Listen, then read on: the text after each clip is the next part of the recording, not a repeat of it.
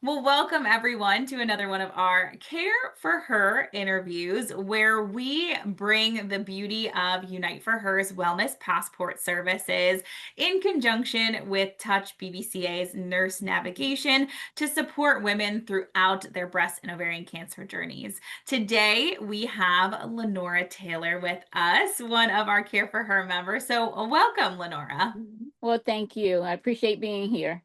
Of course. Would you mind just sharing with everybody just a little bit about your story, right? Your journey and what that's looked like for you. Well, I'm one of those people who I didn't feel anything. I didn't know the lump was there. My mammogram saved my life. My mammogram is. I went to do my mammogram, and they said, "Well, wait a minute. We want you to wait. We want to do something else." And they did another mammogram, and, and then decided they needed to do to check it further, and they did all of that and found out I had breast cancer.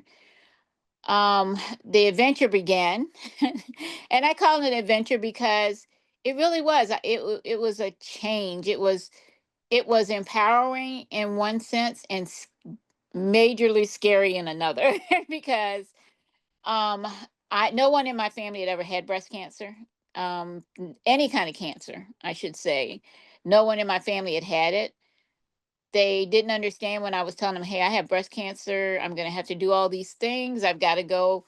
And, they need to do some more testing. They need to determine what they need to do for me. And then I was moving from one place to another, if you can imagine. I started my treatment in Virginia. And then because it was so far from my family where I knew I needed supports, I came out of my apartment and moved in with my sister so that I would have some support closer and there, they could take me to the hospital, take me to my treatments. I really loved the system in Virginia, but I had to learn to navigate a new system. And so that's why I said it's an adventure, a scary adventure, but it was an adventure. I did go to University of Maryland, which is an amazing hospital, but they had just put a new branch up in Aberdeen, Maryland, well, Bel Air, Maryland, where my sister lived. So I went between there and Baltimore, Maryland for treatment.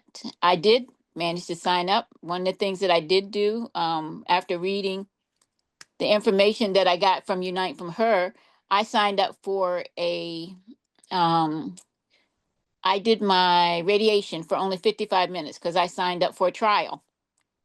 And I wouldn't have known about, hey, signing up for a trial had it not been for Unite for Her. So I did a 55-minute, if you can imagine, radiation treatment one time. And I Wow. sat there well, I should say it laid there basically the way they had you positioned for 55 minutes. And one of the things that happened exactly 1 week before I was supposed to do this 55-minute um, adventure, someone ran in the back of me. So they were really worried about whether I could lay still for that time frame because I did have, had just had a car accident. But I managed to do it. So more to my adventure. Um, the cancer was was small. It got smaller with that radiation treatment, and I was able to do the all of my surgeries. I could not. My doctor wouldn't do because they said that they wouldn't do the breast reconstruction right away. Um, because it was taking a long time to heal. They think the 55 minutes of radiation made it heal slower. So I couldn't do my breast reconstruction, so that was bumming me out. But that's when I really depended on Unite for Her. I really did. I did a lot of the meditation and mindfulness classes. Great. I signed up every opportunity I saw for it. I did exercise classes. I did sleep classes. So my adventure has been really great and very supportive. Whenever I call Unite for Her or text or send an email, the response has been amazing.